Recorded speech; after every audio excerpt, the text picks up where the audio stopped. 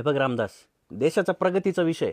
तू जर आज तुझी जमीन विकली ना तर उद्या मोठ्या मोठ्या कंपन्या उभ्या राहतील. इथं इन्फ्रास्ट्रक्चर तयार होईल, रोजगार निर्मिती होईल, शेवटी देशाची प्रगतीच होईल ना. का हो?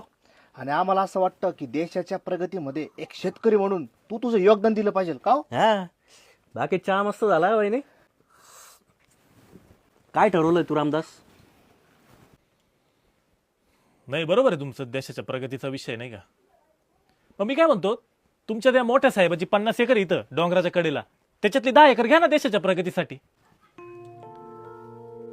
पण नको, तुम्हाला आमची 1.5 एकर बागायचीच पाहिजे. आधी लालूच दाखवून आमच्या जमिनी कवडीमोल भावात घ्यायच्या, आणि नंतर ओळखीने तिथून हायवे टाकून घ्यायचे, एमआयडीसी टाकून घ्यायच्या, आणि मग त्याच जमिनी 10 पट भावाने विकायच्या. आमच्याकडून एकरात घ्यायच्या ना आम्हाला स्क्वेअर फीटने विकायच्या. आणि म्हणे देशाच्या प्रगतीचा विषय. देशाच्या प्रगतीचं नका सांगू आम्हाला साहेब. देश स्वतंत्र झाल्यापासून ना शेतकऱ्यांनी सगळ्यात जास्त योगदान दिलंय देशाच्या प्रगतीला. या देशात काही झालं ना तरी शेतकऱ्यांना फटका बसतो. पाऊस कमी पडला शेतकऱ्यांना फटका, जास्त पडला शेतकऱ्यांना फटका, कोरोना आला, मोर्चे निघाले, आंदोलन झाले, युद्ध झालं तरी शेतकऱ्यांनाच फटका. शेतकरी कधीच गरीब नव्हता साहेब. तुम्ही शेतकऱ्याला गरीब केले. आज तुमच्या घरातला गॅस बंद आहे पण आमच्या घरातल्या चुली चालू आहे. कोरोनात मास्क लावून तुमचा श्वास गुदमरला होता, आम्ही मळ्यात मोकळा श्वास घेत होतो. शेतकरी कधीच गरीब नव्हता. तुम्ही लोकांनी त्याला गरीब केलाय.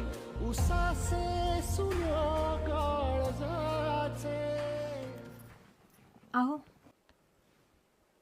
पोरीच्या चपला तुटल्यात, शाळेत जायचं होतं तिला. हे बघ रामदास, 4 पट भाव मिळतोय.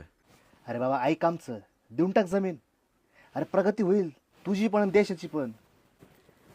अरे बायकोला सोनं घे, तू गाडीमध्ये फिर, पोरीसाठी चप्पल घे.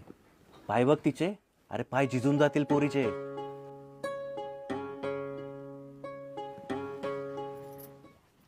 पप्पा, पाय झिजले तरी चालतील, जमीन झिजू द्यायची.